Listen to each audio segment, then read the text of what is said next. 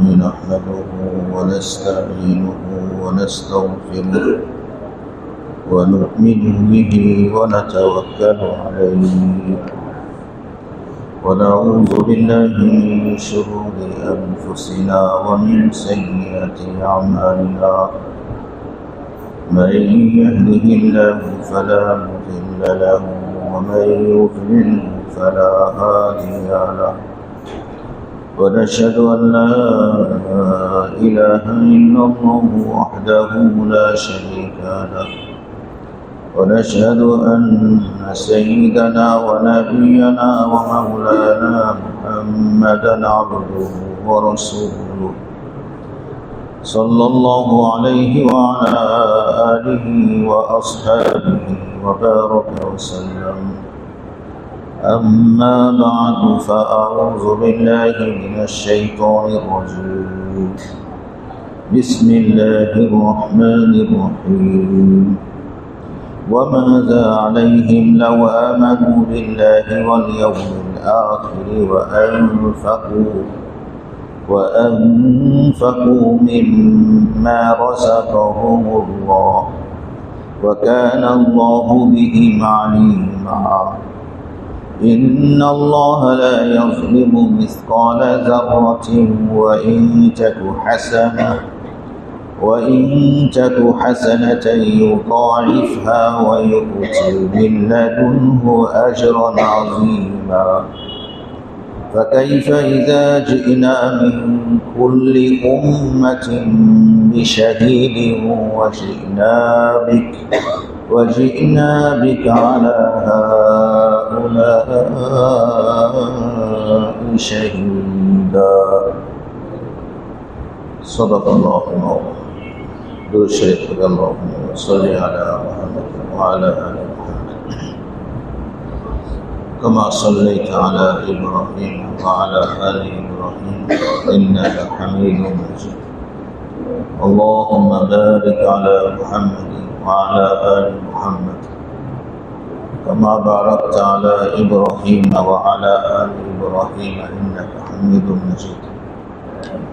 أستغفر الله الذي لا إله إلا هو الحي القيوم وأتوب إليه. لا حول ولا قوة إلا بالله العلي العظيم. سبحان الله وبحمده سبحان الله العظيم. سبحان الله وبحمده عدد خلقه ورضاء نفسه وزنة عرشه ومداد كلماته.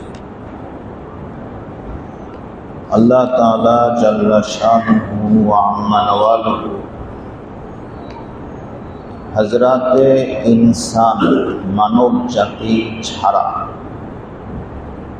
যত রকমের প্রাণী পশু পাখি দুনিয়াতে দিয়েছেন, সৃষ্টি করেছেন, তাদেরকে তাদের জন্মের সাথে সাথেই তার প্রয়োজনীয় খাদ্য, বাসস্থান এবং এগুলোকে সংগ্রহ করার যেই যোগ্যতা, গুণ, ক্ষমতা, সক্ষমতা, এগুলো দিয়ে আল্লাহ পাঠাইছে। বিড়াল মায়ের পেট থেকে বের হওয়ার কিছুদিনের মধ্যেই বাচ্চা থাকতেও জানে কিভাবে তেলাপোকা শিকার করতে হবে, একটু বড় হলে ইঁদুর কিভাবে ধরতে হবে, আর একটু বড় হলে পাখির গায়ে কিভাবে ঝাঁপ দিতে হবে, এটা সে শিখে ফেলে। মুরগির বাচ্চা ডিমের মধ্যে থাকার পর যখন সে বের হলো, পরের দিনই সে এটা শিখে যায় যে খুদ কিভাবে খেতে হয়, এটা খাওয়া, মুখে নেওয়া, হজম করা, এসবই তার হয়ে যায়। হাঁসের বাচ্চা সাঁতার শেখার জন্য কোনো সাঁতারের স্কুলে ভর্তি হওয়া লাগে না, ও ডিম থেকে বের হওয়ার পরেই সাঁতার কাটতে শেখে। আল্লাহ জাল্লা শানুহু সমস্ত প্রাণীকে এইভাবে তার ছোটবেলা থেকে, শিশুকাল থেকে তাকে শিখিয়ে দেন। রব্বুনাল্লাযী আ'তা কুল্লা শাইইন খালকাহু সুম্মা হাদা। মুসা আলাইহিস সালাম ফিরআউনের সামনে আল্লাহর পরিচয় দিয়েছেন যে আমাদের রব পালনকর্তার পরিচয় হলো প্রত্যেকটা জিনিসকে সৃষ্টি করার পরে তার চলার পথে যা কিছু দরকার, কিভাবে চলতে হবে, কিভাবে যাওয়া লাগবে, এই সব কিছুর হেদায়েত আল্লাহ তাকে দিয়ে দিয়েছে। একমাত্র ইনসান, মানুষ, তাকে আল্লাহ যখন দুনিয়াতে পাঠান, তার কোনো ক্ষমতা নাই, কোনো যোগ্যতা নাই, কোনো কিছু করার মতো সামর্থ্য নাই।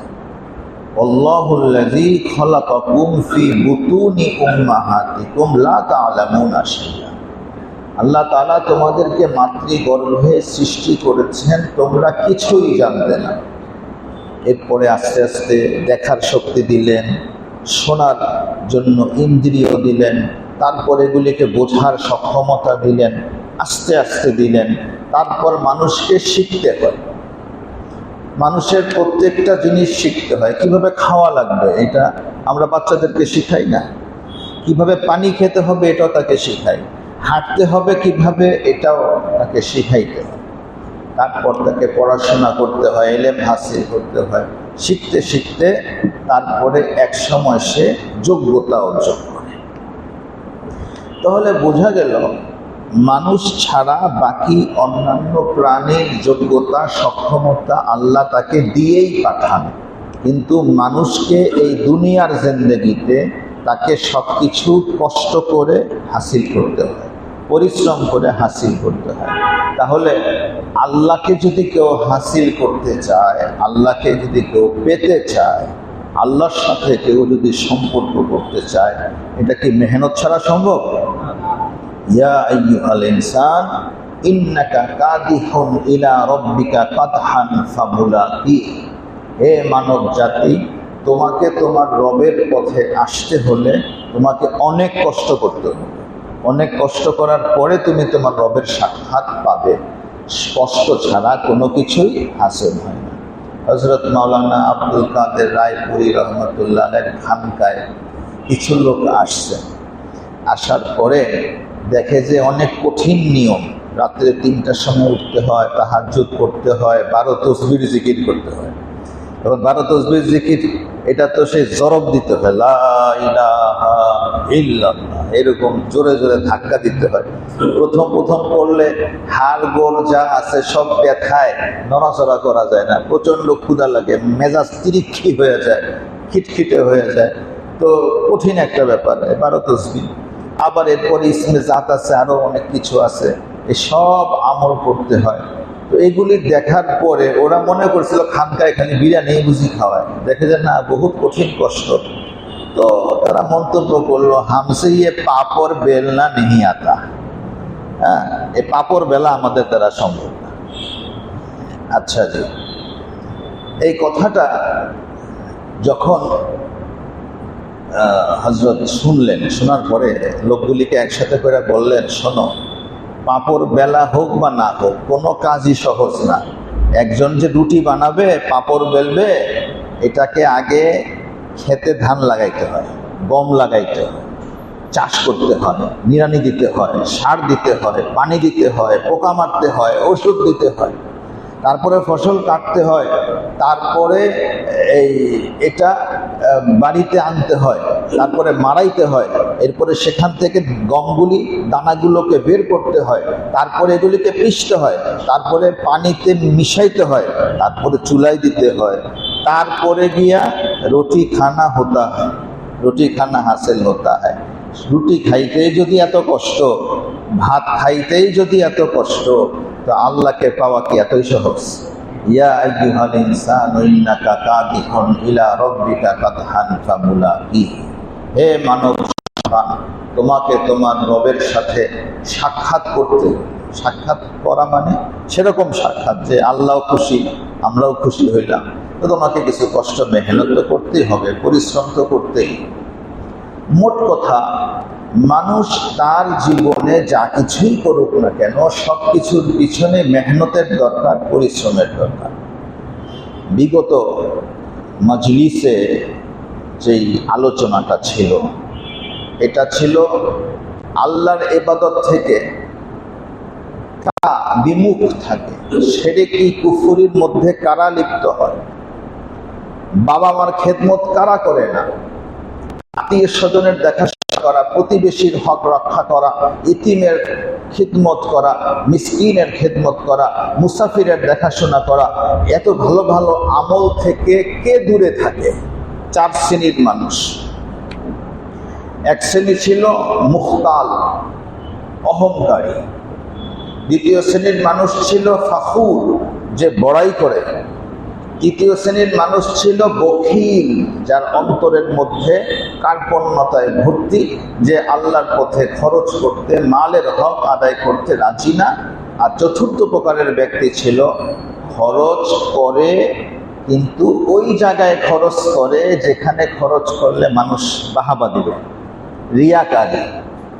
যেখানে দিলে করবে না প্রশংসা, সেখানে সব খরচ করবে না। এজন্য দেখবেন যত এমপি, মন্ত্রী, মিনিস্টার এবং অনেক বড় বড় ধন কুবের মালের জাকাত দেয়, কিন্তু কোথায় দেয় বলেন দেখি? নির্বাচনী এলাকায় দেয়। যেখানে দিলে ভোট পাওয়া যাবে ওখানে দেয়। যেখানে তা নির্বাচনী এলাকা না, ওখানে সে 1 পয়সাও খরচ করবে না। অর্থাৎ সে খরচ করে কিন্তু রিয়া আন্নাস, মানুষকে দেখাবার জন্য। তো অহংকার চারিত্রিক রোগ, দাম্ভিকতা চারিত্রিক রোগ, বখিল হওয়া, কৃপণ হওয়া, এটা চারিত্রিক রোগ। এবং অহংকারী হওয়া, মানুষকে দেখায়া দেখায়া কাজ করা, দান সৎকার করা, চারিত্রিক রোগ। অথচ এটার দ্বারা আসলে দুনিয়াতেও কোনো লাভ নাই, আখেরাতেও কোনো লাভ নাই। অহংকার করলে দুনিয়াতে কোনো লাভ আছে? বখিল টাকা না হয় বাঁচাইলো, দুনিয়াতে লাভ কি? খাবে তো অতটুকু যতটুকু বরাদ্দ, বরাদ্দের বাইরে একটা দানা বেশি খাইতে পারবে না। আল্লাহ যতটুকু বরাদ্দ করছে এতটুকু। আচ্ছা, এরপর রিয়াকারী, ও রিয়া কইরা মানুষের বাহাবা করে লাভ রাখে। মরা গেলে কে কারে মনে রাখে? কি ভাই, মরা গেছেন, মরা গিয়ে দেখেন হায় হায় যা কামাই করছে কিচ্ছু নাই, কিছুই আসে নাই, দুনিয়ার মানুষ তারা মনে রাখে না। তাহলে এগুলির দ্বারা কোনো লাভ নাই। এখন যদি কোনো মানুষ তার ভিতরের অহংকারকে বিসর্জন দিল, দাম্ভিকতা, ফুটানিগিরি এটাকে বাদ দিল, মালের হক আদায় করলো, সে সব জায়গাতে দান সৎকা করলো, যেখানে যতটুকু প্রয়োজন অতটুকু সে দিল এবং দান করলো, এবং মনের মধ্যে কোনো রিয়াকারী নাই, বাস বিনয়ের সাথে দান করলো। কেউ কি প্রশংসা করলো কি কেউ করলো না, এটা বিষয় নিয়েও তার কোনো গরজ নাই। এটা করলে কি কোনো ক্ষতি আছে? অহংকার বাদ দিলে তো কোনো ক্ষতি নাই, দাম্ভিকতা, বড়াই করা বাদ দিলে তো কোনো ক্ষতি নাই। আমার চেহারা সুন্দর, আমার রূপ যৌবন আছে, আমার টাকা আছে, আছে তো বাবা, এরকম তো অনেকেরই আছে। আবার এগুলি যাইতে কতক্ষণ লাগে? আমাদের মহল্লার এক ভাই মারা গেছেন, একদিনে শেয়ার মার্কেটে আমার 2 কোটি টাকা লস। কত? 2 কোটি, মানে যখন হয়েছে ওই হিসাবে বর্তমানে 4 থেকে 5 কোটি। একদিনে 2 কোটি টাকা লস। আর আমার ছেলের একদিনে 20 লক্ষ টাকা লস। টাকা হাত ছাড়া হইতে কয়দিন লাগে, কয় মুহূর্ত লাগে? যৌবন শেষ হতে লাগে 2 বার বমি আর 3 বার পাতলা পায়খানা দিলেই তো রূপ যৌবন সব শেষ হয়ে গেল। তো এগুলি যদি আমি বাদ দেই, দাম্ভিকতা, অহংকার, ফুটানিগিরি, মানুষকে দেখাবার উদ্দেশ্যে খরচ করা এবং মুখালতি, আমার তো কোনো ক্ষতি নাই, বরং এটার দ্বারা আমার আখিরাতে লাভ আছে। আল্লাহ বলেন, ওমা আলাইহিম লাউ আমানু বিল্লাহি ওয়াল ইয়াউমিল আখির ওয়া আনফাকু মিম্মা রাযাকাহুমুল্লাহ ওয়া কানা আল্লাহু বিহিম আলিমা। তার এমন কি সমস্যা, তোমার এমন কি ক্ষতি হয়ে যেত তুমি যদি, তারা যদি ঈমান আনতো আল্লাহর উপর, আখিরাতের উপরে, এবং আল্লাহর দেয়া রিজিককে তারা আল্লাহর পথে খরচ করত, এমন তো কোনো ক্ষতি ছিল না। মাজা এই শব্দটা দিয়া তাকেই সম্বোধন করা হয় যার যোগ্যতা আছে, যার কিছু করার সক্ষমতা আছে তাকে মাজা সম্বোধন করে বলা হয়। কথার কথা, ছাত্র পড়তে পারে, পড়ে না, না পড়লে ফেল করবে না। এখন আপনি ছাত্রটাকে বলতে পারেন মাজা আলাইকা আনতা করবু, তুমি যদি পড়াশোনা করতে তোমার এমন কি ক্ষতি ছিল, এটা এরকম বলা যায়। দেখবেন মাদ্রাসায় আমরা যে পড়াই, বিশেষভাবে বাচ্চাগুলো, ও মাদ্রাসায় আসার পরে ওর ইচ্ছা হলো পড়বে না, তো বই নিয়ে খাতা নিয়ে বসে বসে এরকম আঁকতে আঁকতে ভাল লাগে না। শিক্ষক যতই বলে পড়ো, না ও বসে বসে আঁকবে, হাঁস আঁকবে, মুরগি বানাবে, তারপরে গোল গোল ডিম বানাবে, হ্যাঁ এরকম বানাবে, তারপরে ভাল লাগে না। তো ওস্তাদ জি ছিড়ি আ রাহি হ্যাঁ, পেশাব করনা হয়, তো ঠিক আছে যাও পেশাব করে আসো। পেশাব করে আসছে, বসে রয়েছে, ভাল লাগে না, পড়বে না। এরপরে কয় যে ওস্তাদ একটু পানি খাও, যাও পানি খেয়ে আসো, পানি খেয়ে আসো, এই করে সেই করে, কিন্তু মন পড়ার মধ্যে লাগে না। আমরাও এরকম অনেক সময় করি না, ঘুম থেকে উঠছি, ঘুমও পুরা হয়ে গেছে, খামাখা বিছনায় শুয়ে গেছি, একবার এই পাশ করি, একবার ওই পাশ করি, দেখি আরো কেউ উঠছে কিনা। কেউ যখন উঠে না, তাহলে আমি আরেকটু শুয়ে থাকি। ইচ্ছা করলে উঠতে পারি, তাসবিহাত করতে পারি, নামাজ পড়তে পারি, কোরআন তেলাওয়াত করতে পারি, জিকির করতে পারি, কত কিছু আমার করার আছে, কিন্তু আমি শুয়ে রয়েছি, আমি করতেছি না। তো এই ধরনের যারা পড়াশোনা করতে চাইলে করতে পারে, আমল করতে চাইলে করতে পারে, সৎকা করতে চাইলে করতে পারে, গুনাহ ছাড়তে চাইলে ছাড়তে পারে, তাদেরকে বলা হয় মাজা। তুমি এটা বাদ দিলে তোমার সমস্যা কি? এই আমলটা করলে তোমার অসুবিধাটা কি? পড়াশোনা করলে তোমার অসুবিধা কি? তাহাজ্জুদ করলে, কোরআন তেলাওয়াত করলে তোমার সমস্যাটা কোথায়? তো মাজা এরকম ব্যাপারে ব্যবহার করা হয়। এখন একজন 5 ফুট লম্বা, তার এই কথা বলা যাবে না মাজা, যে তুমি কেন 6 ফুট লম্বা হইলা না, মাজা দিয়া বলা যাবে না। একজনের কালো, তাকে বলা যাবে না লিমাজা ইবিয়া দত্তা, তুমি সাদা হইলা না কি জন্য, তার এটা বলা যাবে না, কারণ এটা তো তার ক্ষমতার মধ্যে নাই। আল্লাহ তারে 5 ফুট বানাইছে, আল্লাহ তো তারে কালো বানাইছে, আরেকজনের ধলা বানাইছে, আল্লাহর ইচ্ছা। এখানে মাজা ব্যবহার করা যায় না। তাহলে বোঝা গেল অহংকার ছাড়া যায়, ফুটানিগিরি ছাড়া যায়। বখিল ইচ্ছা করলে তার বখালতিকে দূর করে সে সখী হইতে পারে, এবং যে দান করে সে তার লোক দেখানো ফুটানিগিরি বাদ দিয়ে আল্লাহকে রাজি খুশি করার জন্য সে খরচ করতে পারে। এই জন্য আল্লাহ বলেন ওমা যা আলাইহিম লাউ আমানু বিল্লাহি ওয়াল ইয়াউমিল আখির, তাদের এমন কি অসুবিধা, এমন কি সমস্যা, এমন কি ক্ষতি, তারা যদি আল্লাহর উপরে ঈমান আনতো, আখিরাতের উপরে ঈমান আনতো, বাবা মার খেদমত করতো, আল্লাহ তাআলার ইবাদত বন্দেগী করতো, দুস্থ, এতিম, মুসাফির, অসহায়, অনাথ তাদের পাশে দাঁড়াতো, তাদের এমন কি ক্ষতি ছিল। ওয়া আনফাকু ফি সাবিলিল্লাহ, এবং আল্লাহর পথে খরচ করতো। ওয়া কানা আল্লাহু বিহিম আলিমা, আল্লাহ তাআলা মানুষের সব কর্মকাণ্ড সম্পর্কে সম্যক অবগত। মেরে ভাই ও দোস্ত, খিদমতের দ্বারা মানুষের ক্ষতি হয় না। খিদমতের দ্বারা দুনিয়াতেও লাভ হয়, আখিরাতেও লাভ হয়। ইবাদত বন্দেগী মানুষের ধ্বংস আনে না, ইবাদত বন্দেগীর দ্বারা দুনিয়াতে লাভ হয়, আখিরাতে লাভ হয়। 3 জন মুসাফির, বুখারী শরীফে ঘটনা, হুজুরে পাক সাল্লাল্লাহু আলাইহি ওয়াসাল্লাম সাহাবাদেরকে বলছেন, সমস্ত উম্মতদেরকে এই কাহিনীটা হুজুর শুনাইছেন। 3 মুসাফির রওনা হয়েছে, পাহাড়ি অঞ্চল, ঝড় বৃষ্টি, উপর থেকে পাথর পড়ে, গাছ ভেঙে পড়ে, প্রাণের শঙ্কা। এখন 3 বন্ধু বা 3 ব্যক্তি তারা পাহাড়ের একটা গুহার মধ্যে আশ্রয় নিল।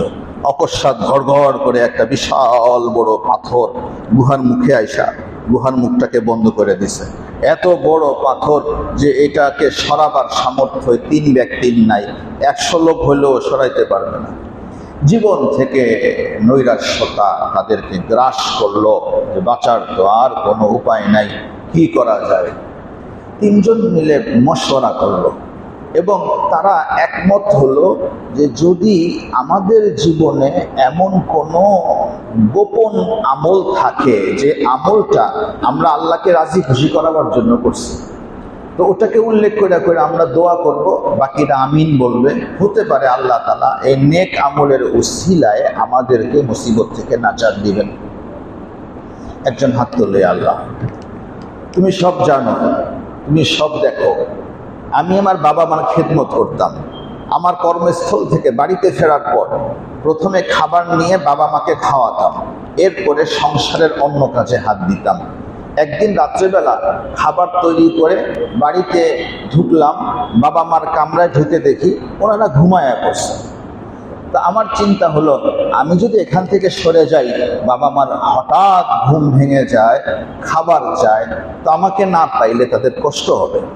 আমি খাবার নিয়ে ঠায় দাঁড়িয়ে থাকলাম। এমনকি আমার বাচ্চাগুলো আমার জামার কাপড়, আমার হাত পা ধরে কাকুতি মিনতি করতেছে, আমাদেরকে খাবার দাও। আমি তারপরও তাদেরকে দিলাম না, বরং আমি ঠায় দাঁড়ায় রইলাম। বাচ্চাগুলো ঘুমায় পড়লো, না খেয়েই ঘুমায় পড়লো। ব্যাপারটা কি সহজ নাকি? আদম আলাইহিস সালামের বাবা ছিল না, মা ছিল না, ঠিক না? ছিল? আদম আলাইহিস সালামের বাবা মা ছিল না। এজন্য আদম সন্তান দুনিয়াতে আসলে বাবা মার দিকে খেয়াল করে না, সন্তানের দিকে খেয়াল করে। বাবা মার প্রতি টানটা ওরকম আসে না, সন্তানের প্রতি টানটা যেরকম আসে, ঠিক কি না? এটা ফিতরি, এটা আল্লাহ নেচার মানুষের এভাবে বানায় দিছে, কিন্তু হুকুম দিচ্ছেন এটা উল্টা করতে হবে। গভীর রাতে বাবা মার ঘুম ভাঙছে। তাদের বৃদ্ধ মানুষ, অনেক ক্ষুধা লাগলে অস্থির হয়ে যায়। এখন তারা খাবার চাওয়া শুরু করছে। আমি সঙ্গে সঙ্গে খাবার তাদের সামনে পেশ করলাম। বাবা মা খাবার খেয়ে অত্যন্ত খুশি হলেন, আমাকে দোয়া করলেন, আল্লাহ আমি এই কাজটা তোমাকে খুশি করার জন্য করছি, অন্য কোনো উদ্দেশ্য আমার ছিল না। যদি এই আমলটা তোমার কবুল হয়ে থাকে, আল্লাহ আমাদেরকে এই বিপদ থেকে নাজাত দান করো। দেখা গেল দুইজন আমিন বলছে, পাথরটা একটু সরে গেছে, সামান্য একটু গর্ত দেখা যায়, একটু ফাঁক দেখা যায়, কিন্তু বের হওয়ার মতো গর্ত তখনও হয় নাই। আল্লাকা সিররুন ইনদাল্লাহ বাইনাকা আনতা ওয়া বাইনাল্লাহ, আল্লাকা সাদাকাতুন তাখফা লা ইয়ালামুহা ইল্লাল্লাহ। তোমার জীবনে কোনো গোপন আমল আছে যে আমলটা তুমি আর তোমার আল্লাহ জানো? তুমি কি তোমার জীবনে এরকম কোনো গোপন সদকা করেছিলে যেটা আল্লাহ ছাড়া আর কেউ জানে না? আল্লাকা সিররুন ইনদাল্লাহ বাইনাকা আনতা ওয়া বাইনাল্লাহ, আল্লাকা সাদাকাতুন তাখফা লা ইয়ালামুহা ইল্লাল্লাহ, ইসাসুন লা তুকশাফু ইল্লা বিকিতাবিকা হিনা তারাল্লাহ মা ইয়াহরা লা ইয়াহরাকা বিআন তাকশাফু আন ইয়াকদুরু কদরাকা ইনদাল্লাহ। তোমার জীবনে ভালো কোনো ঘটনা, ভালো কোনো কাজ, ভালো কোনো আচরণ এরকম আছে? কাল হাসরের ময়দানে যখন তুমি আল্লাহ তাআলাকে দেখবে এবং তোমার আমলনামা খোলা হবে এবং সেই খাতায় ওই রেজিস্টারের মধ্যে তোমার ওই আমলটা লেখা থাকবে, আল্লাহ তাআলা যখন তোমার আমল দেখবেন, আল্লাহর সামনে তোমার কদর বাড়বে, তোমার ইজ্জত বাড়বে, তোমার সম্মান বাড়বে। এমন কোন আমল কি তোমার জিন্দেগির মধ্যে আছে? কবি প্রশ্ন করেন, মানে তুমি তোমার নিজেকে প্রশ্ন করো। দ্বিতীয় জন হাত তুলল, আল্লাহ তুমি সব জানো, সব কিছু তোমার গোচরীভূত। আমার একজন চাচাতো বোন ছিল, আমি তার প্রতি আশেক ছিলাম। অভাব শুরু হয়েছে, আমার বোন আমার কাছে আসছে, কিছু সাহায্য চাইল। আমি সাহায্য দিতে, সাহায্য করতে রাজি হইলাম, কিন্তু শর্ত সাপেক্ষে, চরিত্র বিসর্জন দিতে হবে। অভাবের তাড়নায় আমার চাচাতো বোন চরিত্র নষ্ট করতে রাজি হলো, কিন্তু যখন নাকি আমরা এই কাজটা করতে উদ্যত হলাম, আমার বোন বলল, সাবধান, ইত্তাকিল্লাহ, আল্লাহকে ভয় করো, আল্লাহকে ভয় করো, এবং হালাল পথ ছাড়া হারাম পথের দিকে অগ্রসর হইও না। আমার উপরে কথাটা আসর করলো। একদম অন্যায় কাজ করার কোনো বাধা নাই, যে কোনো মুহূর্তেই সেই ব্যভিচারে লিপ্ত হইতে পারে, কিন্তু স্রেফ আল্লাহ তাআলার ভয়ে আমি সেখান থেকে সরে আসলাম। তাকে দেওয়া টাকাগুলো আমি আর ফেরত নিলাম না। আল্লাহ, এই আমলটা আমি তোমাকে রাজি খুশি করার জন্য করছি। আল্লাহ যদি কবুল হয়ে থাকে এই বিপদ থেকে আমাকে নাজাত দান করো। শব্দ হইল, আর একটু সরে গেছে পাথরটা। গোপন আমল, গোপন আমল, খিদমত, এগুলির দ্বারা দুনিয়াতেও উপকার হয়, আখিরাতেও উপকার হয়। তৃতীয় ব্যক্তি হাত তুলল, আল্লাহ আমি একজন ব্যবসায়ী, আমি দোকানে বসাছিলাম, এক পরিচিত ব্যক্তি সে আমার কাছে কিছু আমানত রাখলো, ভাই আমি সফরে যাচ্ছি, আপনি টাকাটা রাখেন, সফর থেকে আসার পর আমাকে ফেরত দিয়েন। কবে আসবো বলতে পারি না। লোকটা চলে গেল। আমি চিন্তা করলাম যে এই আমানতের টাকাটা আমি খাটাই, দেখি ব্যবসায় কাজে লাগে কিনা। ভিন্ন খাতা খুললাম, ওই টাকা দিয়ে কিছু মাল কিনলাম। আজব ব্যাপার, এই টাকায় বরকত হওয়া শুরু হলো, বরকত হওয়া শুরু হলো। আচ্ছা, আজব বরকত। বরকত কি? বরকত কি জিনিস? কুকুরের বাচ্চা হয় কয়টা একসাথে? 7-8টা। মানুষের বাচ্চা হয় কয়টা? একটা। মানুষের সংখ্যা বেশি না কুকুরের সংখ্যা বেশি? কুকুরের বাচ্চার মধ্যে বরকত নাই, মানুষের বাচ্চার মধ্যে কি আছে? বরকত আছে। এটাই মধ্যে বরকত। তো এখন বরকত হওয়া শুরু হইল, বাড়তে লাগলো। দোকান আরেকটা কিনলাম, টাকা বাড়তে লাগলো, আরেকটা কিনলাম। ভেড়ার পাল, গরুর পাল, উটের পালে ঘুরে গেছে, মালের বরকত খালি হইতেই আছে। অনেক বছর হয়ে গেছে। একদিন এক ব্যক্তি আমার দোকানের সামনে আসলো, অনেক শীর্ণকায়, একদম কাপড় চোপড় ছেঁড়া, বিবস, একদম মানে বিতিকিচ্ছির অবস্থা। ও এসে বলল, ভাই, ভয়ে ভয়ে বলতেছে, ভাই আপনি কি আমাকে চিনতে পারছেন? আমি তাহলে চিনতে পারছি যে এটাই আমার সে আমানত বলা, যে আমার কাছে আমানত রাখছিল। আমি তাকে হাত দিয়ে ধরে বিছানার ক্যাশের সামনে বসায় দিলাম। এই দোকান, ওই দোকান, ওই দোকান, ওই উটের পাল, ওই গরুর খামার, এই সব ভাই তোমার, বুঝানো। থক হয়ে গেছে। বললো, আপনি কি ভাই আমার সঙ্গে ঠাট্টা করেন? আমি বললাম, না ভাই, ঠাট্টা না, তোমার টাকাটা আমি ব্যবসায় খাটাইছিলাম, আল্লাহ তাআলা এইভাবে বরকত দিচ্ছে, সুতরাং তোমার সব মাল তুমি বুঝে নাও। আমি চলে গেলাম। আমি সেখান থেকে চলে আসছি, তার কাছ থেকে আমি একটা কানা করিও গ্রহণ করি নাই। এ আল্লাহ, তোমাকেই শুধু খুশি করার জন্য আমি এটা করছি, তোমাকেই শুধু খুশি করার জন্য এটা আমি করছি। আল্লাকা সিররুন ইনদাল্লাহ বাইনাকা আনতা ওয়া বাইনাল্লাহ, হাল্লাকা সাদাকাতুন তাখফা লা ইয়ালামুহা ইল্লাল্লাহ, কিসাসুন লা তুকশাফু ইল্লা বিকিতাবিকা হিনা তারাল্লাহ, মা আহরাকা বিহাযা আন ইয়াকবুরু কদরাকা ইনদাল্লাহ।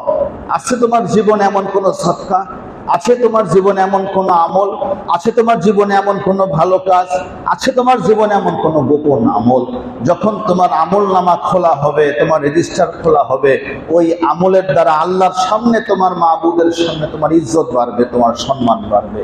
আল্লাহ তাআলা তৌফিক দান করেন। ওয়া মা যা আলাইহিম, এমন কি সমস্যা, এমন কি অসুবিধা তোমার হতো, এমন কি ক্ষতি হয়েছে, তো লাউ আমানু বিল্লাহি ওয়াল ইয়াউমিল আখির, যদি তুমি ঈমান আনতা আখিরাতের উপর, আল্লাহ তাআলার উপরে, ওয়া আনফাকু মিম্মা রাযাকাকুমুল্লাহ, আল্লাহ তোমাকে যা রিজিক দিয়েছেন সেখান থেকে তুমি খরচ করতে, এমন তোমার কি সমস্যা ছিল? বাকি দুজন আমিন বলছেন। পাথরটা গুহার মুখ থেকে সরে গেছে এবং 3 মুসাফির সেখান থেকে বের হয়ে গেলেন। মেরে ভাই ও দোস্ত, নেক আমলের দ্বারা আল্লাহ তাআলা নাজাত দান করেন। বাংলাদেশের সবচেয়ে বড় লঞ্চ দুর্ঘটনা বাংলাদেশের ইতিহাসে এমভি সামিয়া, প্রায় মনে হয় 2000-এর মতো লোক মারা গেছিল এমভি সামিয়া দুর্ঘটনা। এমভি সামিয়া, এই লঞ্চে আমাদের ভোলার একজন আলেম ছিলেন। উনি যখন উঠছেন, লঞ্চ দোনো তালাই ভর্তি, লঞ্চের নিচে ওই ডেক, যেটা আর কি, ডেকের এখানে একদম খোলের মধ্যে যাওয়ার জন্য যে ইয়েটা থাকে, কাঠগুলো থাকে, তক্তা, এই তক্তাগুলো সরালে লঞ্চের খোলের মধ্যে নামা যায়।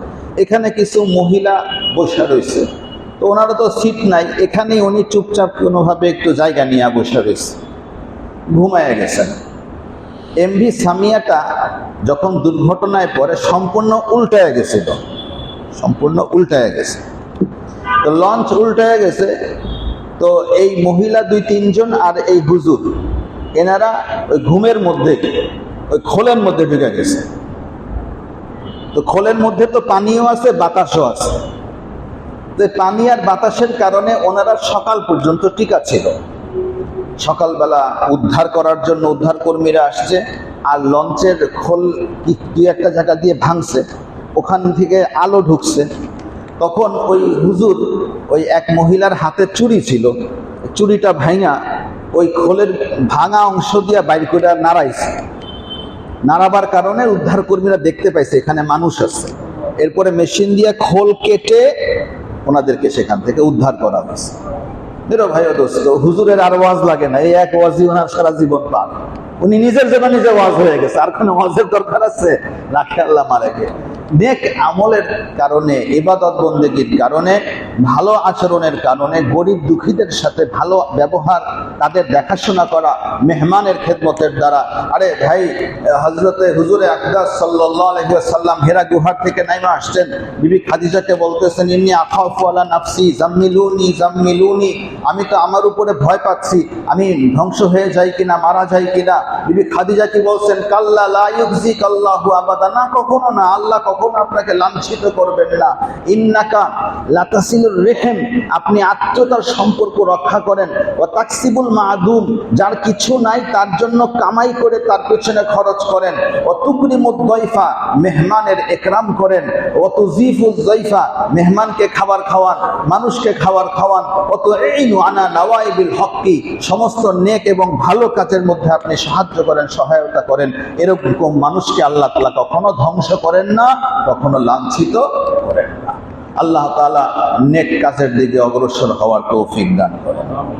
ইন্নাল্লাহা লা ইয়াযলিমু মিসকালা যাররাতিন ওয়ালা ইন্নাল্লাহা লা ইয়াযলিমু মিসকালা যাররাতিন ওয়া ইন তাকু হাসানাতান ইউসাইফহা ওয়া ইউতি মিন লাদুনহু আজরান আযীমা। নিশ্চয় আল্লাহ তাআলা অনু পরিমাণ জুলুম করেন না, যাররা পরিমাণ জুলুম করেন না। এবং যদি কোনো নেক আমল থাকে, আল্লাহ সেই নেক আমলের অনেক গুণ বাড়িয়ে দেন এবং তিনি তার পক্ষ থেকে বিশাল বদলা সওয়াব দান করেন। আয়াত ছোট, কথা অনেক, আয়াত ছোট, ভাব অনেক, আয়াত ছোট, কিন্তু বিষয়বস্তু গভীর। এখানে কি বলা হচ্ছে? আল্লাহ তাআলা অনুপরিমাণও জুলুম করেন না এবং নেক আমল এর সওয়াব এটা আল্লাহ অনেক গুণ বাড়িয়ে দেন এবং আল্লাহর পক্ষ থেকে অনেক বড় সওয়াব, আজর, বদলা দান করেন। কয়েকটা শব্দ আসছে, একটা হলো মিসকাল আর একটা হলো জাররা। আপনারা মাগরিবের নামাজে প্রায় তো শুনেন না, ইমাম সাহেব পড়ে না, ফামান ইয়ামাল মিসকালা যাররাতিন খায়রান ইয়ারা ওয়া মান ইয়ামাল মিসকালা যাররাতিন শাররান ইয়ারা। আর আমিও তো মাঝে মাঝে জুমার খুতবার মধ্যে পড়ি তো এই আয়াতটা না। তাহলে আমাদেরকে আজকে এখানে জানার বিষয় হলো মিসকাল কাকে বলে, জাররা কাকে বলে, এবং এর উপরে একটা প্রশ্ন এবং এটার উত্তর। এরপরে নেক আমলের নীতিমালা আল্লাহর কাছে কি, আর বদ আমলের বদলার নীতিমালা আল্লাহ তাআলার কাছে কি, আর আল্লাহর পক্ষ থেকে যে আজর সওয়াব দিবেন সেটা কেমন হবে, এই কয়েকটা জিনিস এখানে বোঝার আছে। আল্লাহ বলেন যে আল্লাহ এক জাররা অনুপরিমাণও জুলুম করেন না।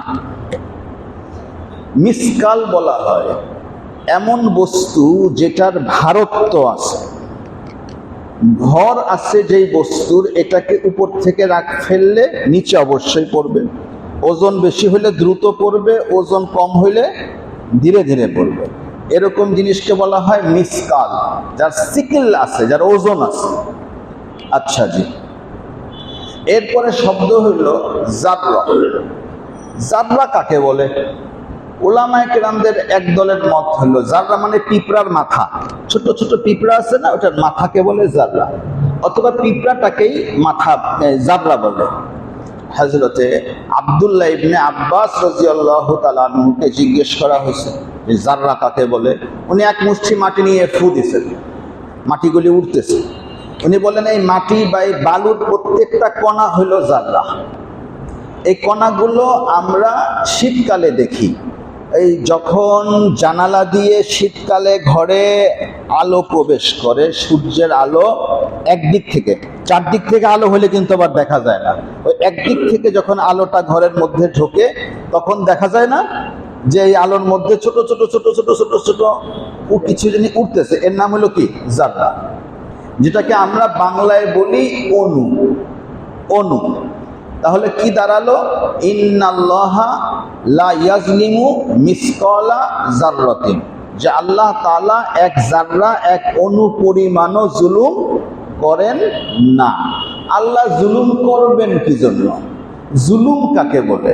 অন্যের কষ্টার্জিত হক নিয়ে যাওয়া, অন্যের হক নষ্ট করা, এটাকে কি বলা হয়? জুলুম বলা হয়। যে অন্যের কষ্ট করে কামাই করা জিনিসকে আরেকজন তার অনুমতি ছাড়া, তার অসন্তুষ্টির উপর, মানে তার অনুমতি ছাড়া তার কাছ থেকে জবরদস্তি নিয়ে গেল, এটার নাম কি? জুলুম। তার উপরে অত্যাচার করলো, এর নাম হইল জুলুম। তো আল্লাহ তাআলা এক মিসকালও জুলুম করেন না, কারণ আল্লাহর কোনো জুলুমের প্রয়োজন নাই। আল্লাহ কেন জুলুম করবেন? আল্লাহর জুলুম, আল্লাহ মুস্তাগনি, আল্লাহু হুয়াল গনি ওয়া আনতুমুল ফুকারা, আল্লাহ হলেন ধনী, তোমরা হইলা ফকির। আল্লাহ কি পরিমাণ ধনী?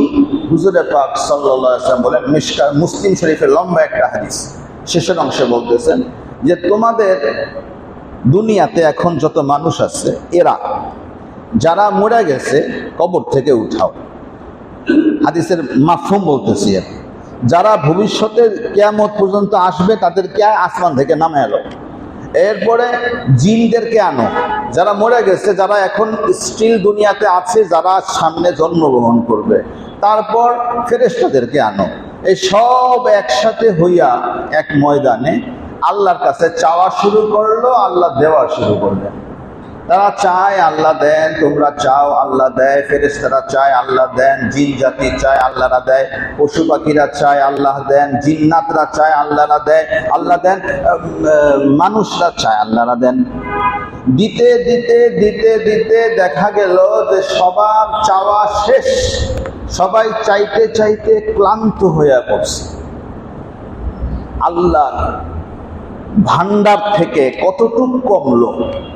হুজুরে পাক সাল্লাল্লাহু আলাইহি ওয়াসাল্লাম বলেন, প্রশান্ত মহাসাগর, সমস্ত সাগরের মধ্যে একটা সুইকে যদি চুবাও, চুবিয়ে উঠাবার পরে এটার আগাতে যতটুকু পানি লাগছে এতটুকু কমলো আর কি, বুঝার জন্য হুজুর বলছে এতটুকু কমলো। তা আল্লাহর ধনী, আল্লাহর ধন কি পরিমাণ, এটা আমাদের কল্পনারও বাইরে। আল্লাহ মুস্তাগনি, আল্লাহ গানি, অমুখাপেক্ষী, লাম ইয়ালিদ ওয়া লাম ইউলাদ, আল্লাহর পুত্রের প্রয়োজন নাই, আল্লাহর স্ত্রীর প্রয়োজন নাই। আর পুত্র স্ত্রীর প্রয়োজন থাকলে খাবার খাইতে হবে, আল্লাহর খাদ্যের প্রয়োজন নাই। খাদ্য তৈরি হতে হলে পানি লাগবে, আল্লাহর পানির প্রয়োজন নাই। খাদ্য তৈরি করতে হলে সার লাগবে, আল্লাহর সারের প্রয়োজন নাই। খাদ্য শস্য বড় হইতে হলে সূর্যের আলো লাগবে, আল্লাহর সূর্যের আলোর প্রয়োজন নাই, আল্লাহর বাতাসের প্রয়োজন নাই। আল্লাহ তাআলা মুস্তাগনি, আল্লাহ ধনী। তা আল্লাহ একজনের মাল ছিনিয়ে নেবে কি জন্য?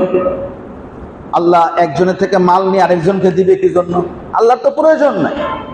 সুতরাং বোঝা গেল যুক্তিগত দিক থেকে, আকলি দিক থেকে সম্পূর্ণভাবে বোঝা যায় ইন্নাল্লাহা লা ইয়াজলিমু মিসকালা যাররাতিন, আল্লাহ তাআলা এক অনুপরিমাণও জুলুম করেন না।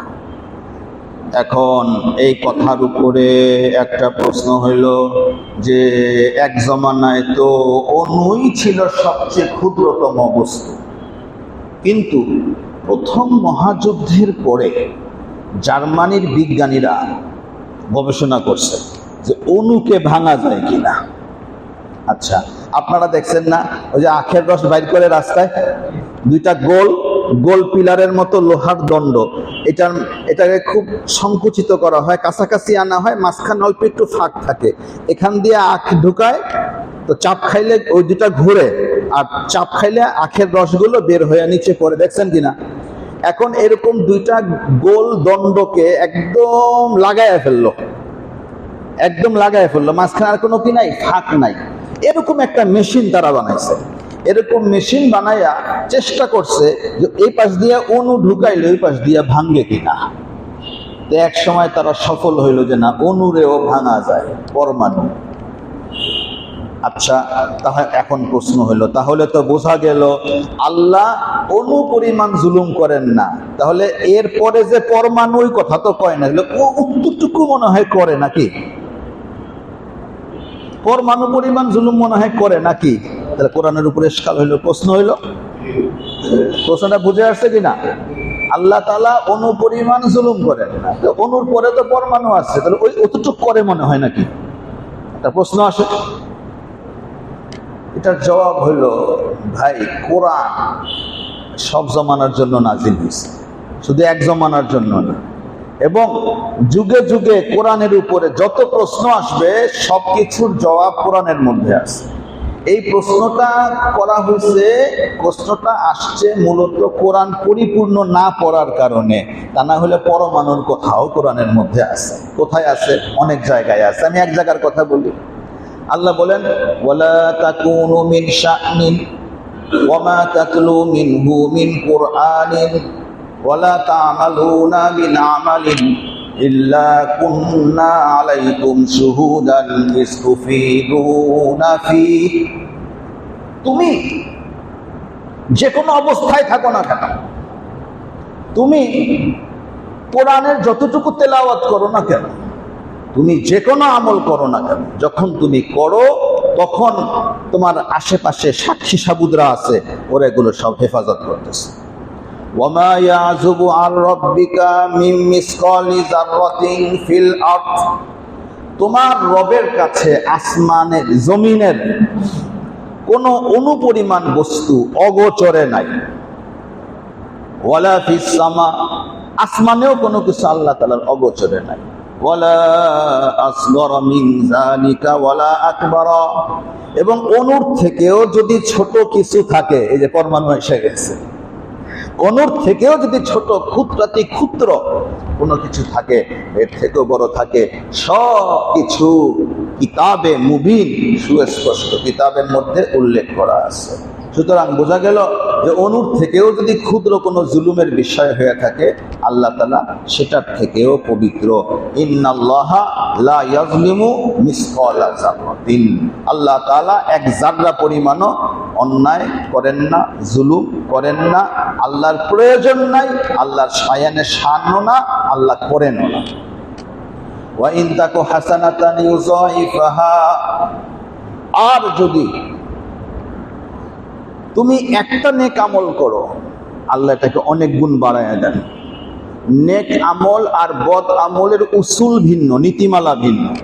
মানুষ যখন গুনাহ করে, আল্লাহ তাআলা একটা গুনার জায়গায় একটা গুনাই লেখেন, আর মানুষ যখন নেক আমল করে, আল্লাহ তাআলা এই নেক আমলটাকে বাড়াতে থাকেন।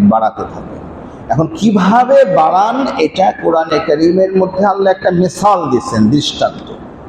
মাসালুল লাযীনা ইউনফিকুনা ফী সাবিলিল্লাহি কামাসালি হাব্বা, আল্লাহর পথে যারা খরচ করে, তাদের এই খরচের দৃষ্টান্ত হলো, এই সদকার দৃষ্টান্ত হলো একটা শস্য দানার মতো। গমের দানা, ধানের কোনো শীষ, ধানের কোনো দানা, এটাকে যখন তুমি জমিনের মধ্যে রোপণ করো, তো এই ধানের থেকে একটা গাছ হয়। একটা গাছের মধ্যে 7টা কিশলয় থাকে, 7টা ছোট ছোট ডাল থাকে, থাকে কি থাকে না? প্রত্যেকটা ডালের মধ্যে, কিশলয়ের মধ্যে 100টা করে দানা থাকে। তো ধান লাগাইলেন একটা, গম লাগাইলেন একটা, ধানের একটা বীজ, গমের একটা বীজ, এর থেকে গাছ হইল, এবং একটা গাছে 7টা করে কিশলয়, প্রত্যেকটা কিশলয় 100টা করে দানা, তাহলে একের থেকে বেড়ে কত হইল? 700। মাসালুল্লাযীনা ইউনফিকুনা আমওয়ালাহুম ফী সাবিলিল্লাহ, যারা তাদের মাল আল্লাহর পথে ব্যয় করে, এটার উপমা হলো যে একটা শস্য দানা, আমবাতাত সাবআ সানাবিলা, যার থেকে 7টা কিশলয় বের হয়, ফী কুল্লি সুমবুলাতিন মিআতু হাব্বা, এবং প্রত্যেকটা কিশলয়ের মধ্যে 100টা করে দানা। তো আল্লাহ বুঝাইতেছেন, তুমি যেই সদকা করো, যেই দান করো, আমি এটাকে কম পক্ষে 700 গুণ বাড়াই। তো বদ আমলের বিচারের উসুল হলো 1-এর বিনিময়ে 1, আর নেক আমলের উসুল হলো 1-এর বিনিময়ে কম পক্ষে 700। এখন এখানে আরেকটু বুঝার আছে। জমিন, মাটি, এটা কি জীব না জড় পদার্থ? আমাদের দুনিয়ার ভাষায় আর কি জড় পদার্থ। জমিন একটা জড় পদার্থ। আমাদের মতো যেরকম বোধ শক্তি, জ্ঞান, বুদ্ধি আছে, আবেগ অনুভূতি আছে, তার মধ্যে কি আছে বলি এহসাস আছে? নাই। একটা জড় পদার্থ যার মধ্যে কোনো এহসাস নাই, অনুভূতি নাই, যার মধ্যে কোনো আবেগ কাজ করে না, তার মধ্যে এক দানা রাখলে যদি 700 দানা পাওয়া যায়।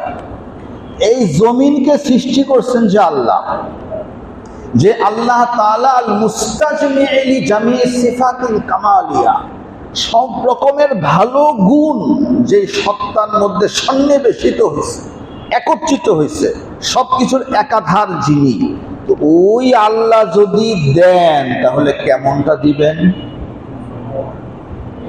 এবার আন্দাজ করতে পারছে? এই জন্য আল্লাহ মিসাল দিয়ে বুঝাইছে যে আরে জমিনে 1-এর থেকে 700 গুণ দেই, আমি আল্লাহ দিলে কি এত কম দেবো নাকি? আল্লাহ তো কম দিবে না, আল্লাহ দেওয়ার কোনো সীমা পরিসীমা নাই। তো এই জন্য আল্লাহ বলেন, ওয়া ইন তাকু হাসানাতান ইউদাইফা, যে তুমি যদি নেক আমল করো আল্লাহ এটাকে বাড়া দিবেন। তারপর ওয়ায়ুতি মিন লাদুনহু আজরান আযীমা, এবং আল্লাহর পক্ষ থেকে অনেক বড়, আল্লাহর পক্ষ থেকে অনেক বড়। একটা হলো আপনাকে পুরস্কার দিবে ডিসি সাহেব, আপনার পুরস্কার দিবে থানার দারোগা, আপনার পুরস্কার দিবে এডিসি সাহেব। আরেকটা হলো যে প্রধানমন্ত্রী বলছে ওর আমার কাছে নিয়ে আসো, আমি পুরস্কার দিব। তো ডিসি সাহেব পুরস্কার দেওয়ার, প্রধানমন্ত্রী পুরস্কার দেওয়া কি সমান হবে? পরিমাণেও কি সমান হবে? সমান হবে না। ডিসি পুরস্কার দিবে ডিসি শানে শান, প্রধানমন্ত্রী পুরস্কার দিবে তার শান অনুযায়ী।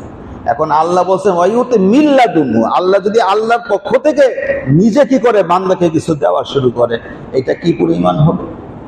ময়দানে মাজিদ, জান্নাতে একটা ময়দান আছে, ময়দানের ঘাসগুলি সাদা, গাছগুলি সাদা, আসনগুলিও সাদা, কারণ আল্লাহ তাআলা সাদা রং পছন্দ করে আর কি। শুক্রবারে যদি আমরা সবার পোশাক এরকম সাদা হইতো, একটু খেয়াল করেন, আমি জোরাজোরি করতেছি না, উৎসাহ দিচ্ছি আর কি, যে আল্লাহ সাদা রংটা পছন্দ করে। শুক্রবারে আমাদের মসজিদে যারা নামাজ পড়তে আসি, সবার পোশাক যদি সাদা হইতো, দৃশ্যটা কিন্তু অন্যরকম হইতো। আপনারা এখান থেকে বের হইতেন, বাইরের লোকরা দেখতো যে মনে হয় যেন ফেরেশতা বাইর হচ্ছে, এরকম হইতো।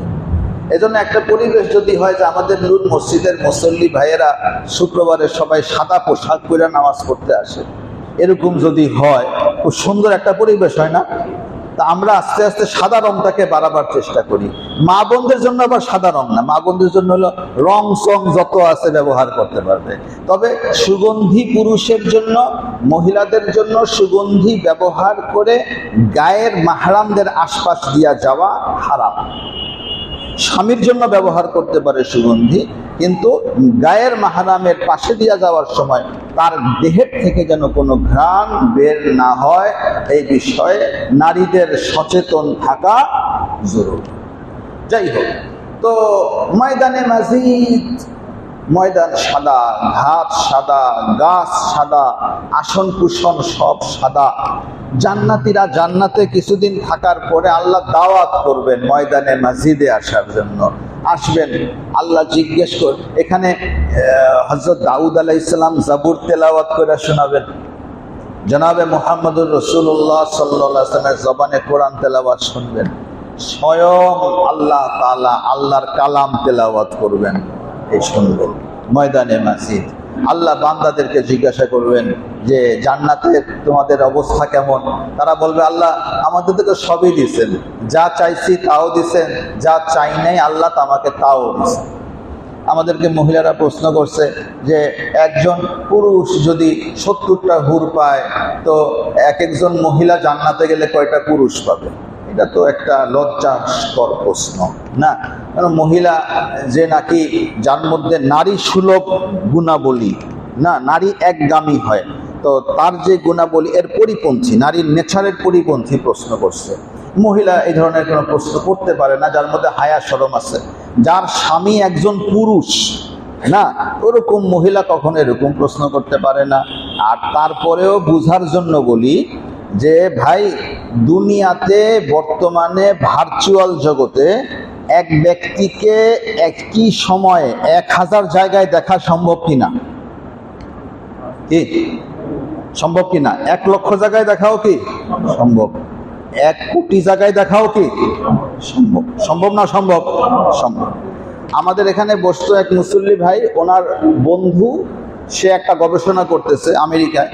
এটা হলো ভার্চুয়াল জগতে যখন একজন আরেকজনের সাথে কথা বলে, তো ওই লোকের যেই ছবিটা, না ভিডিওটা, এটারে স্পর্শ করলে ওই পাশ থেকে সে মনে করবে সে আমাকে স্পর্শ করছে। এরকম গবেষণা চলতেছে। কথা বুঝে আসছে কিনা? দুনিয়াতে যদি এই ধরনের জিনিস সম্ভব হয়, তো আখেরাতেও সম্ভব। আখেরাতেও সম্ভব যে এক ব্যক্তি একই সময়ে 70 জায়গাতে আছে, এটাও কি সম্ভব। হযরত মাওলানা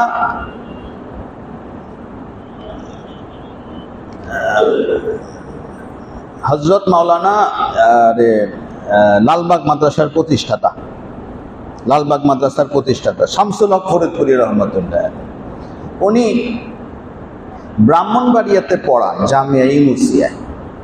তখনও বিয়ে শাদী করেন নাই, যুবক জোয়ান। ঈদের ছুটিতে বাড়িতে আসছেন ফরিদপুরে। ওই সময়কার দিনে 60-এর দশকের কথা, ফরিদপুর থেকে ঢাকা আসতে 2 দিন লাগত। ওনার এক ভাইয়ের বিরুদ্ধে খুনের মামলা, এবং এমনভাবে মামলা সাজানো হয়েছে যে ফাঁসি হয়ে যাবে, সে আটকানো। আর 2 ভাই এই মামলা পরিচালনা করার জন্য ঢাকায় গেছে। মা ঘরে খুব পেরেশানির মধ্যে, যে কোনো মুহূর্তে তার সন্তানের ফাঁসির হুকুম হয়ে যেতে পারে। শামসুল হক ফরিদপুরি রহমতুল্লাহ মসজিদে যায়, আসেন, নামাজ পড়ে, কোরআন তেলাওয়াত করে, কিতাবপত্র দেখে, তাসবিহাত করে, কোনো পেরেশানি নেই।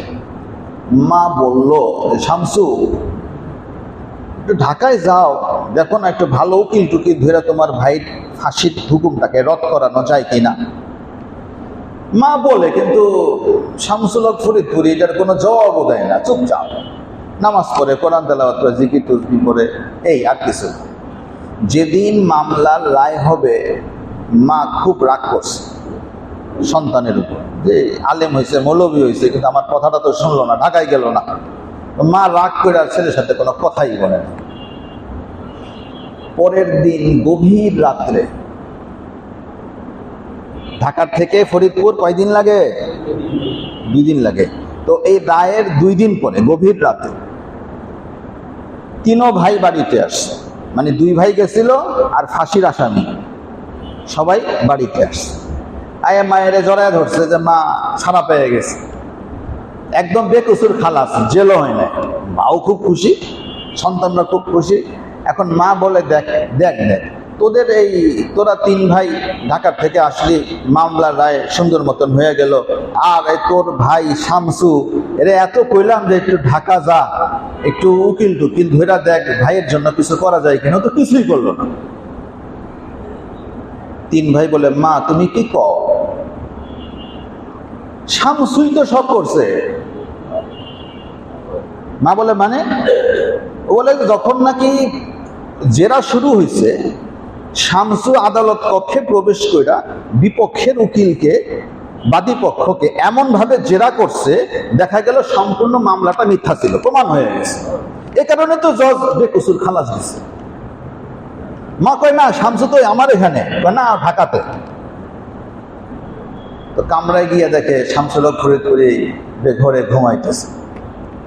একই মানুষ একই সময় কয় জায়গায়? দুই জায়গায়। এটাও সম্ভব। আমি একটা ঘটনা বলছি, এরকম অসংখ্য ঘটনা আমাদের বুজুর্গানে দিনদের আছে যে একই মানুষ একই সময় একাধিক জায়গায় আছে। তো এই জন্য মা বোনদের পেরেশান হওয়ার দরকার নাই। 70 হুর যদি থাকে, আমার স্বামীরা আমি কোন সময় পাবো? যখন চাইবেন তখনই পাইবেন। আপনার হায়াও ঠিক থাকবে, লজ্জাও ঠিক থাকবে, নারীর বোধ যেটা নেচার এটাও ঠিক থাকবে, এবং আপনি জান্নাতে যা চাইবেন তাই পাবেন। এর সম্ভাবনা এবং এর সব রকমের আলামত আমরা বর্তমানে দেখতেছি। তো যাই হোক মেরো ভাই, আমি সায়েন্স দিয়া জবাব দিলাম, কেরামতি দিয়া জবাব দিলাম না, আকল এবং যুক্তি দিয়া জবাব দিলাম। এরপরে তো আর কোনো যুক্তির দরকার আছে বলে মনে করি না। তো আল্লাহ তো বলতেছিলাম যে ময়দানে মাজিদ আল্লাহ জিজ্ঞেস করবেন, তোমাদের কে কে যা যা দরকার সব পাইছো? তবু যে আল্লাহ, যে সবই তো পাইছি, যা চাই নাই তাও পাইছি। আল্লাহ বলবেন, আজকে আমি আমার শান অনুযায়ী তোমাদেরকে দিব, তোমরা চাওয়া শুরু করো। মেরো ভাই দোস্ত, কত চাইবেন? দুনিয়াতে একটা মানুষ তার মাথাকে তার সারা জীবনে 3% ব্যবহার করে, এর বেশি ব্যবহার করতে পারে না, নজির নাই। আইনস্টাইন মারা যাওয়ার পরে এক বিজ্ঞানী তার মাথার মগজটা চুরি করছে। আইনস্টাইনের মাথার মগজ চুরি করে এর মধ্যে পরীক্ষা নিরীক্ষা করছে। পরীক্ষা নিরীক্ষা করে দেখে যে এই ব্রেনের যে সক্ষমতা ওটা 3% ব্যবহার করছে, এর থেকে বেশি না। মানুষ তার সারা জীবনে তার মাথার যেই ক্ষমতা, এই ক্ষমতার 1%, 2% বা 3%, এর থেকে বেশি ব্যবহার করতে পারে না। আল্লাহ তাআলা জান্নাতীদের মাথা, ওই জান্নাতীদের মাথা এবং 100 ভাগের 100 ভাগ ব্যবহার করার সক্ষমতা সেখানে দিয়ে দিবেন। এখন বান্দা চায় আল্লাহ দেন, বান্দা চায় আল্লাহ দেন, বান্দা চিন্তা করে আবার চায় আবার আল্লাহ দেন। চাইতে চাইতে পাইতে পাইতে একসময় সবাই ক্লান্ত হয়ে বলবে, আল্লাহ আর তো চাইতে পারতেছি না। আল্লাহ বলবেন, তোরা চাইতে চাইতে ক্লান্ত হয়ে গেলি, আমি তো দিতে দিতে ক্লান্ত হইলাম না। যা যা যা চাইছো তাও দিলাম, আরো এমন কিছু দিলাম যা তোমরা চাও নাই, ওইটাও তোমাদেরকে দিয়ে দিলাম। তো আল্লাহ যখন দিবেন আল্লাহর পক্ষ থেকে এইভাবে দিবেন, ওয়ায়াতি মিল্লাদুনহু আজরান আযীমা। আল্লাহ তাআলা আল্লাহর পক্ষ থেকে বিশাল, মহান, বিপুল, এটা আল্লাহর দান আগে বাড়বে, আমার শব্দ পিছিয়ে থাকবে। আল্লাহর দান প্রশস্ত হতে থাকবে, আমাদের শব্দগুলি সংকুচিত হতে থাকবে। আমাদের এই ক্ষুদ্র শব্দের মধ্যে, এই ক্ষুদ্র ভাবের মধ্যে আল্লাহর বরত্ব, আল্লাহর মহত্ব, আল্লাহর দান, আল্লাহর সাদাকা, আল্লাহর রহম, আল্লাহর করম, এটা বইলা বুঝাইয়া শেষ করা সম্ভব না। বাস এটাই হলো সর্বশেষ কথা। এজন্য আল্লাহ বলেন, ইন্নাল্লাহা লা ইয়াজলিমু মিসকালা যাররা, আল্লাহ যাররা পরিমাণ, অণু পরিমাণ, পরমাণু পরিমাণ কোনো ক্ষুদ্রাতি ক্ষুদ্র জুলুম করেন না। জুলুম থেকে আল্লাহ তাআলা পবিত্র, জুলুম থেকে আল্লাহ তাআলা পবিত্র। এটা আমাদের আকীদা। এটা কি আকীদা? সুতরাং সাবধান সাবধান সাবধান। মুসিবতে পড়লে এই কথা কখনো যেন বলা না হয় যে আমি তো ভালো মানুষ, আল্লাহ আমার এখানে বিপদ দিল, আমি তো কারো কোনো ক্ষতি করি নাই, আমার সন্তানের কেন অসুখ হইল। কি ভাই বলে কিনা? মহিলারা বেশি কয় এটা না, যে আমি সারা জীবন কোরআন তেলাওয়াত করলাম, এক ওয়াক্ত নামাজও কাজা করলাম, আমার কেন ক্যান্সার হয়ে গেল, আমার জোয়ান বাচ্চাটা কেন মারা গেল। এই কথা বলা যাবে না। ইন্নাল্লাহা লা ইয়াজলিমু মিসকালা যাররা, এটা আমাদের আকীদা। এই আকীদার বিরুদ্ধে গেলে কিন্তু ঈমানের খতরা আছে। আল্লাহ তাআলা এক জাররা পরিমাণও জুলুম করেন না, এই বিশ্বাসটা অন্তরের অঙ্কুরে আমাদেরকে বসায় রাখতে হবে। আল্লাহ তাআলা বুঝার তৌফিক দান করেন। এবং নেক আমল বদ আমলের হিসাব ভিন্ন ভিন্ন। নেক আমল আল্লাহ বাড়ান না, বদ আমলকে আল্লাহ বাড়ান না, নেক আমলকে আল্লাহ বাড়ায়া দেন। আর আল্লাহ যখন আল্লাহর পক্ষ থেকে যখন দিবেন, এই দেওয়াটা এত দিবেন আজরান আজিম, আল্লাহ বড় বড় বলছে, কিন্তু আসলে শব্দের মধ্যে মূল দেওয়াটা কোনো মতেই ঢুকানো সম্ভব না। এটার কোনো সীমা পরিসীমা নাই, আল্লাহ কি পরিমাণ দিবেন। সুতরাং নেক আমলের দিকে অগ্রসর হই, অহংকারকে বর্জন করি, দাম্ভিকতাকে বর্জন করি, এই ফুটানিকে বর্জন করি, গালগপ্প করাকে বর্জন করি, বোখালতিকে বর্জন করি, মানুষকে দেখানোর উদ্দেশ্যে আমল করাকে বর্জন করি। এবং এটা করা আমাদের জন্য সম্ভব, আমরা করলে করতে পারি। সুতরাং আমরা করে আল্লাহকে দেখায়া দেই এবং আকীদা রাখবো, বিশ্বাস রাখবো আল্লাহ জুলুম থেকে পবিত্র, এই বিশ্বাস রাখবো নেক আমলের আজর আল্লাহ অনেক বাড়ায়া দেন। এবং সর্বশেষ এই বিশ্বাস রাখবো যেদিন আল্লাহর পক্ষ থেকে নিজে দিবেন, ওই দেওয়াটা এত বড় হবে যেটা আমাদের কল্পনার বাইরে। আল্লাহ তাআলা আমাদেরকে অগ্রসর হওয়ার তৌফিক দান করেন। সুবহানাল্লাহি ওয়া বিহামদিহি, সুবহানাল্লাহিল আযীম।